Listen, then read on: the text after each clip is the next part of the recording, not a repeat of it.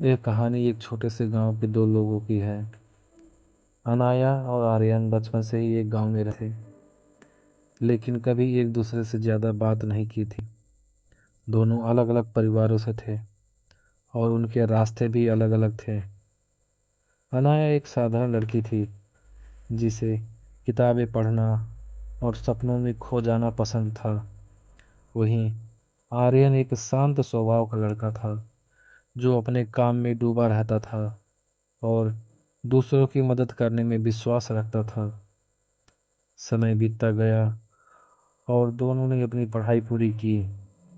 एक दिन गांव के पास एक मेले का आयोजन हुआ। अनाया अपने दोस्तों के साथ मेले में गई और वहीं उसकी मुलाकात आर्यन से हुई। जब दोनों की नज़रें मिली तो एक अजीब सा एहसास हुआ, जैसे कि ये एक दूसरे को बरसों से जानते हों। मेले में कुछ ही देर बाद तेज बारिश होने लगी और सब लोग इधर उधर भागने लगे। अनाया अपने दोस्तों से बिछड़ गई और वो बारिश में अकेली भीग रही थी। तभी आर्यन ने उसे देखा और पास आकर छाता दिया। दोनों एक साथ बारिश से बचने के लिए एक पेड़ के नीचे खड़े हो गए।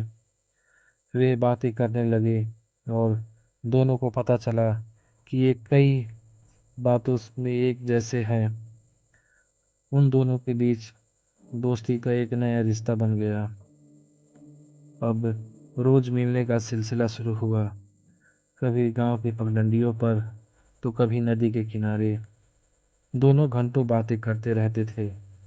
धीरे धीरे यह दोस्ती एक गहरे प्यार में बदलने लगी।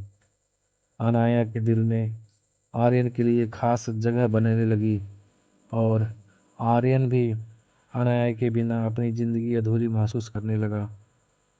लेकिन इस प्यार के रास्ते में एक मुश्किल थी। अनाया का परिवार चाहता था कि उसकी शादी एक बड़े शहर के लड़के से हो जो अमीर और शिक्षित हो। अब अनाया ने अपने परिवार को आर्यन के बारे में बताया तो वे इस रिश्ते के खिलाफ हो गए। उन्होंने अनाया पर बहुत दबाव डाला कि वो आर्यन को भूल जाए और उनकी पसंद का लड़का चुन ले। अनाया के सामने एक कठिन चुनाव था, अपने परिवार की इच्छाओं को माने या अपने सच्चे प्यार को। वो उदास हो गई और आर्यन से मिलना बंद कर दिया। आर्यन ने जब अनाया से इसका कारण पूछा तो उसने कुछ नहीं कहा, बस उसकी आंखों में आंसू भर आए। आर्यन ने महसूस किया कि उसे इस परिस्थिति को समझना होगा और उसका समाधान निकालना होगा। वो अनाया के परिवार से मिलने गया और उनसे कहा, मैं अनाया से सच्चा प्यार करता हूँ और मैं उसके बिना अपनी ज़िंदगी की कल्पना नहीं कर सकता। मैं जानता हूँ कि आप उसके लिए सबसे अच्छा चाहते हैं और मैं यह साबित करूँगा कि मैं उसकी ज़िंदगी में खुशियाँ ला सकता हूँ। आर्यन ने अपनी मेहनत से एक अच्छा रोज़गार शुरू किया और गांव अपने परिवार की आर्थिक स्थिति को भी बेहतर बनाया। धीरे धीरे अनाया का परिवार उसकी काबिलियत और ईमानदारी से प्रभावित हुआ। वे समझ गए कि आर्यन वास्तव में अनाया से प्यार करता है और उसे ख्याल रखेगा।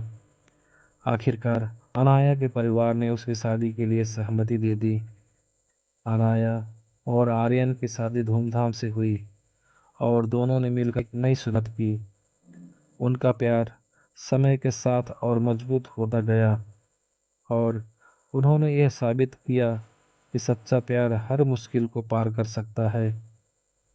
यह कहानी इस बात की मिसाल है कि सच्चा प्यार कभी भी हार नहीं मानता और अगर आप दिल से किसी को चाहते हैं तो बसीरियत चाहे कितनी भी ना हो, प्यार की जीत होती ही है।